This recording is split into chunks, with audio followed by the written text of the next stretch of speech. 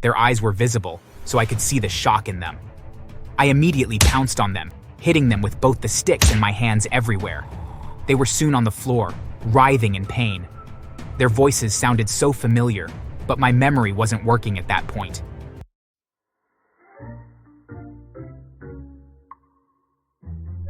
Being a black in a white community surely meant one would experience racism from the racists. Being trash-talked, called an ape, getting suspected of being involved in any unfortunate incident that occurs. I'm sure you'll agree with me that all of those often comes with being with whites as a black person. I'm a victim. But before we go into that, let me give a background. I grew up in a black environment. We weren't poor. My parents were very hardworking and had great jobs. My mom was an accountant while my dad was a lawyer. There were a few whites there, but I adored them. I never spoke to them because my family had raised me to always mind my business. But I met their kids at school. As much as I adored them and would have loved to be friends, I kept to myself because they made it clear that they didn't like we blacks. They never spoke to us, and even ensured that they sat together and not with us. It would have been better if we all ignored each other like that, but they suddenly began to pick on me. Whenever I walked past them, they'd intentionally stick their legs out and make me trip and fall. Other times, they would hide my notes and only bring it back after the day was over.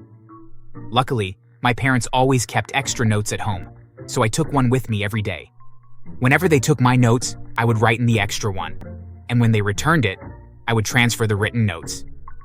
It was stressful, but I didn't want to confront them to avoid a fight. Perhaps they were frustrated because I refused to respond to them. They decided to take it further. After school was over, they cornered me on my way home and beat hell out of me after I refused to act like an ape. When my parents returned home and saw me, they were livid.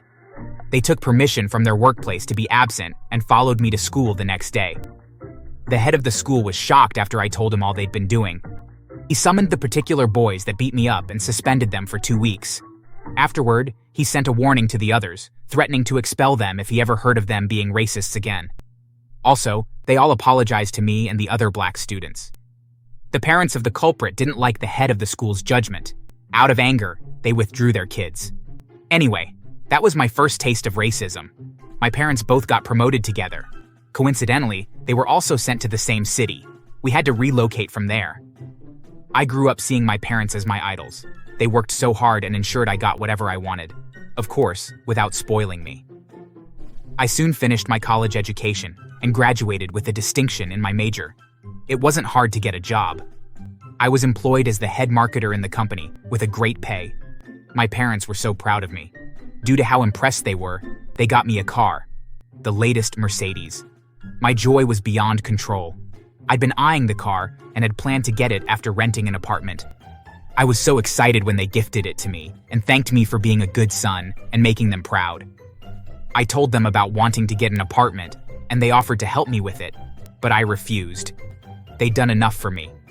Instead, I agreed on them assisting me in finding a good place. Barely a week later, a friend called me and told me about a great apartment he saw. I went to check it out, and it was exactly what I wanted. The price was also within my budget, so it was perfect. The area also seemed to be serene, so I decided to go for it. I called my parents, and the next day, they went there with me. However, there was a problem. I discovered that there were a lot of white people there. That didn't sit really well with me. The house owner did assure me that everyone minded their business, but I was still uncertain. "Take the house, son. You're bold enough to face them if anything happens." I agreed. I wasn't raised to be a chicken. I cleared every uncertainty from my mind and paid for it. The next day, with the help of a few friends, I moved all my things in and arranged the house. I'd completely changed the interior to suit my taste, and I couldn't be more proud of myself. That night, we held a small party to celebrate. The next morning, after my friends left, I decided to clean the house. After cleaning and arranging, I took the trash outside to empty it. As I glanced to my left, I saw a white man and his wife standing together, staring at me with the meanest gaze I'd ever seen. I looked away, ignoring them, and emptied my trash. However, as I turned to leave, I heard them whistle loudly. I paused for a second, but I soon began walking again, ignoring them. Before I got to my door, a strong hand suddenly grabbed me by my shoulder and stopped me. I turned to see the couple. "Excuse me? What do you want from me?" We're here to warn you. We know your type. We saw the dangerous people you brought in. Who knows? Y'all could be kidnappers or even killers. If you dare try anything funny, we're going to report your black ass to the cops. Got it? I was speechless for a few seconds. The man's hand was still on my shoulder. I pushed it off. "Firstly, get your filthy hands off me. How dare you both come into my space to accuse me and my friends of being kidnappers and killers? Do you know I can also call the cops on you for this?" I dare you. We won't warn you after this. Don't even glance at our part of this house. As they turned to leave, I heard the man mutter, "Asshole, nigga." They surely went too far, but it was good that they came first. I was glad I hadn't said hi to them, as I was planning to. I wanted to be comfortable with them being my neighbors. But after that, I definitely didn't want to anymore. I kept to myself like they advised, but they didn't do the same. I returned home one day to meet boxes of pizza, bad lettuce, ketchup sprinkled on the floor, and so many other dirt. Without needing to be told, I knew it was them. I didn't say anything. Instead, I packed all the dirt and trashed them. Then I went into my house. 2 days later, when I returned from work, I met my kitchen walls, counter and floor, stained and smelly. There was water on the counter and on the floor. My kitchen was facing theirs, and the dirty water couldn't just emerge magically, so I knew they'd done something. But then, how did they manage to get into my apartment? I had no proof. I stormed to their house and banged on their door. As if they'd been waiting, they both answered the door. I confronted them about what they did, but they both denied it. Not everyone lies like you, black ass. Also, we're not jobless. We don't have time to fool around. I know you're both lying, but I'm gonna let it slide. Let this be the last time you play such silly games with me. Am I clear? Huh? Are you crazy? Warning us like we're kids. What difference is there between what you're doing and what kids do? Absolutely nothing. Don't repeat this, please. And if we do, what will you do? Take out a gun and shoot us? It's how you black people are. So dangerous. I didn't want to get angrier than I already was, so I simply walked away from them. I returned to my apartment and cleaned the whole kitchen. That weekend, I visited my parents. While we were discussing, I told them about what my neighbors were doing to me. My parents advised me to report the issue to the authorities if they continued, and I agreed to do so. For about a week, they didn't disturb me. I'd thought all was settled until another white man suddenly visited me. According to him, my neighbor and her husband had spread news that I was a fraud and a human trafficker. They said you're using the money you acquire illegally to fund your luxurious lifestyle. According to them, you bought the Mercedes after selling human parts of your victims. That was too much of an accusation, and I wasn't going to take it. I thanked the man before leaving home. I needed to be at a very important place, so I postponed confronting my neighbors until I got back. I spent nearly 2 days out because something more important came up, and I had to stay back. When I finally returned home, I saw my door was broken. I panicked, wondering if a thief had broken in.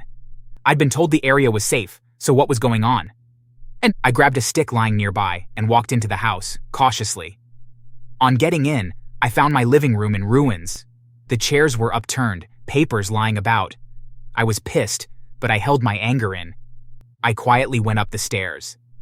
When I got to my room, 2 masked people holding cameras turned to me. Their eyes were visible, so I could see the shock in them. I immediately pounced on them, hitting them with both the sticks and my hands everywhere. They were soon on the floor, writhing in pain. Their voices sounded so familiar, but my memory wasn't working at that point. My eyes darted to the bed and saw one of their cameras had landed on it, while the other one lay shattered on the floor. I figured one of them was a woman.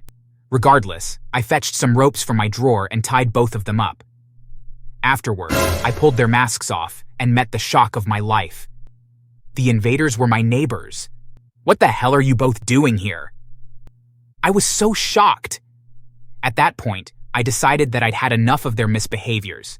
I immediately contacted a chief of police who was one of my dad's closest white friends. I told him about all my neighbors had been doing and the rumors they'd spread about me, including breaking into my house. Immediately, he sent some cops to my house.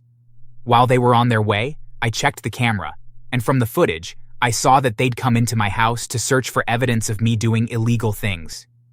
When the police came and took them, I followed. At the station, they were asked why they were being mean to me.